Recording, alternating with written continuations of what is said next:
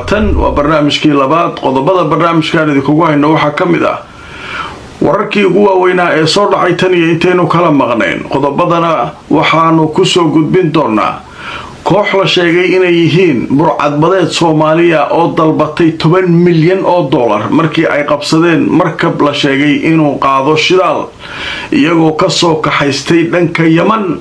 haddaba wararkii ugu dambeeyay sheekadaas oo goordhow warbaahintu ay ka hadashay waan idin hayaa. Trump oo ka hadlay arrinta Iran iyo Hormuz oo markabkii labaad oo gaas wada oo Qatar ay leedahay uu maanta ka talaabayo. qodobadaas ayaynu barnaamijkeena ku soo qaadanaynaa labaad maanta oo Isniina inta aan ku jirnana wixii akhbaaraad iyo warar soo kordha barnaamijkan ku soo dhawaada barnaamijkeena labaad maanta waa maalinimo Isniina taariikhduna waa 11 bisha May. wararkii ugu waaweynaa ee soo dhacay tan iyo intaynu kala maqnayn ayaynu barnaamijka ku faahfaahin doonaa. waxaynu ku bilaabaynaa koox la sheegay inay yihiin burcadbadeed Soomaali ah oo dhawaan markab ka soo afduubtay dhanka Yemen ayaa hadda waxay madax furasho u sheeganayaan in la siiyo si ay markabka iyo shaqaalaha la socda u sii daayaan 10 milyan oo dollar. marka warkan waa war runtii aad cajiib u ah. maalinkii afduubka Soomaaliya lagu sheegay oo burcadbadeed Soomaaliya markab meel ku dhow Yemen ka afduubay lahaa waxay ahayd 2 bishan aynu ku jirno ee May. newska caalamka kuma arkin dowladda Soomaaliya oo warkaas ka hadlaysa oo macnaha beeninaysa ama inay wax ka qabanayso sheegaysa ma arkin. cidii aragta qaybta comments-ka noogu soo qori kartaa. marka waa sheeko la yaab leh. dadka qaar waxay aaminsan yihiin dadka waxaan sameynaya inaysan Soomaali ahayn lagu tiibareynayo oo la rabo in Soomaaliya magaceeda lagu wasaqeeyo. dadkan is haysta in Soomaaliya la dhexgeliyo. Yemen laga soo afduubay markab shidaal qaadaya Soomaaliya la aaday. sheekadu marka halkaas ay u joogtay hadda masaaridii ayaa war soo saareen. waxay yiraahdeen 8 qof oo masaari ah ayaa markabka la socda. 8dooda qaar ka mid ah eheladooday la soo hadleen. waxay sheegeen dadka haysta inay u sheegeen inay Soomaali yihiin. u fiirsadaya dadka haysta waxay yiraahdeen Soomaaliya nahay. laakiin iyagu madax furasho iyo shirkadda iskale markabka iyo wixii socday markii hore sheekadu 3 milyan iyo ka bilaabatay. hadda maanta aan idin hadlayo goordhow telefishinka Al-Arabiya ayaa baahinayay warbixintaas. wuxuu leeyahay Soomaalidu waxay dalbadeen burcadbadeedooda 10 milyan oo dollar in la siiyo si ay markabka iyo shaqaalihiisa u sii daayaan. laakiin arrintaas shaki weyn ah meesha ka jira oo ku saabsan inay arrintaas cadeynteeda inay Soomaali yihiin iyo in kale. laakiin yaa laga rabaa madaxda laga rabaa dowladda Soomaaliya inay arrinkan qaarkoodaba waxay yiraahdeen inaan la ogeynaba laga yaabaa oo la socon sheekada adduunka la isla dhexmarayo iyo team Brown Soomaaliya iyo tooshkan la daba socdo. qaar kale waxay leeyahay waa iska suuragal in burcadbadeed Soomaaliya qabsadeen laakiin meesha ay ka soo wateen Bahrul Arab iyo Yemen dhexdooda waa meesha ciidamada Mareykanka iyo isku haystaan iyo eriyada la isku haysto. waa sheeko marka yaab leh halkaas laga soo kaxaystay luwi badweynta Hindiya maaha. marka aan aragno marka warkii ugu dambeeyay akhbaaraadka telefishinka Al-Arabiya boggiisa ayaa goordhow waxa lagu qoray dadka ehelada la ah dadka la haysto ee doonta Soomaaliya markabka Soomaalidu ay ku afduuban yihiin eheladooda ayaa waxay sheegeen in burcadbadeedu ay hadda dalbanayaan madax furasho 10 milyan oo dollar in markaa la siiyo. haddaba warbixintan way sii socotay. waxaa leeyahay markab nooca qaaba shidaalka oo magaciisa la yiraahdo MT Eureka ayaa waxaa la sheegay in ay qabsadeen sida la leeyahay koox burcadbadeed Soomaaliya oo markaasi la sheegay inay hadda dalbanayaan maaliyad lacageed oo gaaraysa 10 milyan oo dollar si ay u sii daayaan markabka iyo shaqaalaha la socda oo ay ku jiraan 8 qof oo masaari ah. haddaba wararkii ugu dambeeyay waxay sheegayaan qaar ka mid ah dadka la socda markabka ee masaarida ah in loo ogolaaday inay dadkooda la hadlaan. nin la yiraahdo Axmed Raadi Sheikh oo ah injineer, ninka la dhashay injineerka la yiraahdo Maxamed Raadi Abdulmuncim oo dadka afduuban ka mid ah ayaa wuxuu yiri walaalkay ayaan la hadlay in yar oo kooban, waana ninka ka mid ah injineerada markabka la socda. wuxuuna u sheegay telefishinka Al Arabiya in markabka uu ku sii jeeday dhanka Yemen, laakiin uu sheegay inay dhexda u galeen koox burcad ah waxayna u kaxaysteen oo ay la aadeen dhanka Soomaaliya. 5 daqiiqo ku dhawaad ayaan la hadlay walaalkay, wuxuuna ii sheegay in burcadu ay yiraahdeen waxaanu nahay Soomaali. marka sheekada marka 10 milyan dadkan xagee ka imaanaysa? Al Arabiya waxay leedahay waxaan wareysanay nin masaari ah oo telefishinku la hadlay. ninkaas markuu wuxuu leeyahay walaalkay oo injineer ah ayaa ka mid ah dadka la afduubay. 10 milyan ay rabaan, waana burcadbadeed Soomaaliya say sheegeen.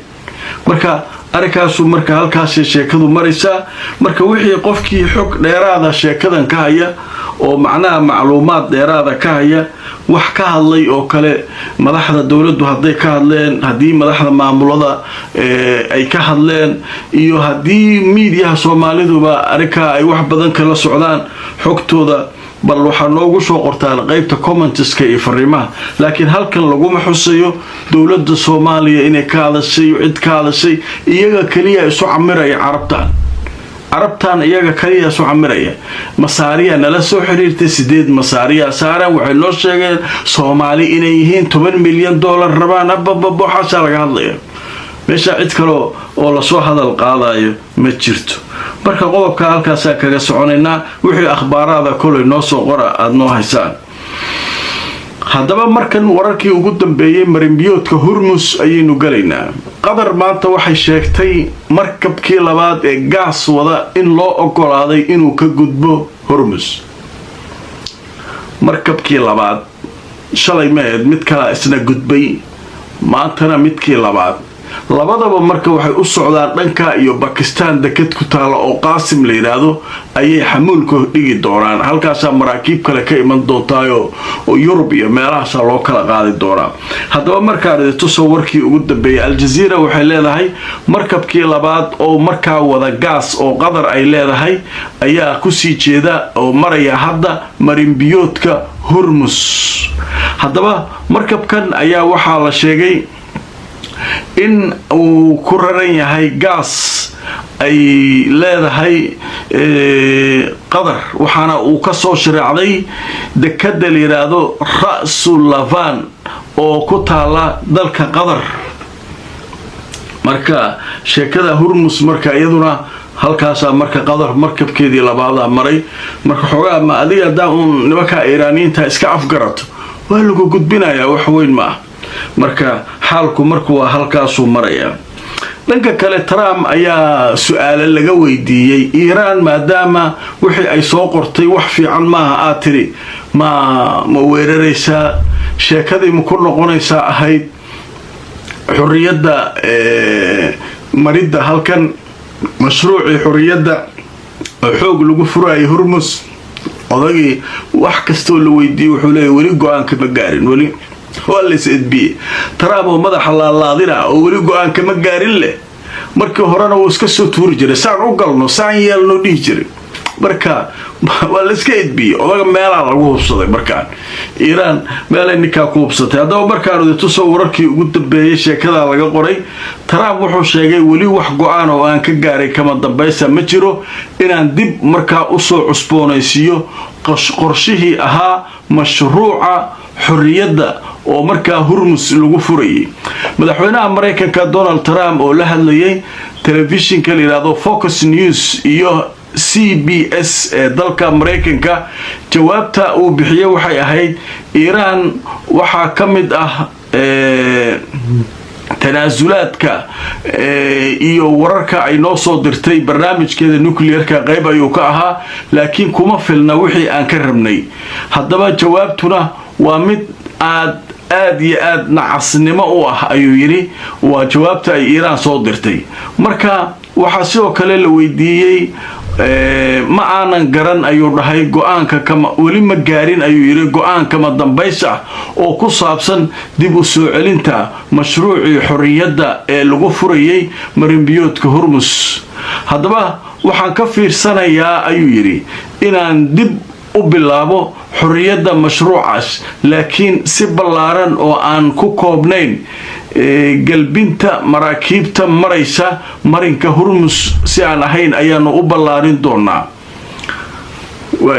marka ninka su'aalahaas lagu juqjuqaynaya marka wuxuu leeyahay waa hadda wali go'aanka ma gaarin laakiin bilaabada haddaan bilaabayno si ka ballaaran sidii hore ayaan samaynaynaa kana samaynaynaa wali marka hawshaas iyaduna wararkii soo kordhay ee cusbaay ayay ka mid tahay qadar xayeysiisa kadib waxaan u gudbaynaa maxaa soo kordhay waanaysaa ku soo dhawaada qaybihii ugu dambeeyay barnaamijkeennii labaad maanta waa maalinimo isniina qaybihii ugu dambeeyay aynu marinaa haddaba qaybtan aalaaba waxaynu ku soo qaadanaa wararkii soo dhacay intaynu barnaamijka ku jirnay haddaba Yurub gooni ayay cunaqabatayno dheeraada u saaraysaa Iiraan arrinta ku saabsan xayiraadda Iiraan ay ku hayso marinbiyoodka Hormuz Ingiriiska isaguna shakhsiyaad iyo kuwa kale oo xiriir la leh Iiraan ayuu wuxuu saari doonaa cunaqabatayn ayaa la saari doonaa sababo la xiriira isu socodka maraakiibta Hormuz marka nina laga wareysanaya Aljazeera waxa la yiri Yurub iyo Ingiriis awooda ku furaynaa iyo gabgabti markii shalay loo dhaartay kadib waxay ku soo aruureen cunaqabatayn barid asaarayna Iiraan waa si xoojinayna cunaqabataynteeda marka waxa la yiri meeshaas tabar badan marka Yurub kama jirta allahay wax badan oo xoog iyo qababac iyo laga sugaay ma jiraan hadayba cunaqabatayn iyo meelahaas ku aruureen alle marka warkaas isaguna wararkii ugu waaweynaa ee soo dhacay intaynu barnaamijka ku jirnay ayuu ahaa barnaamijkaygii labaad waa naga intaa asxaabay meel kastood naga daawanaysaan like gareeya oo share gareeya barnaamijka haddii alla idmo wax yar kadib barnaamijkii saddexaad ayaan soo gelin doonaa oo isaguna wixii macluumaad ee soo kordhay aanu idinkugu soo gudbin doono inta aan mar kale kulmayno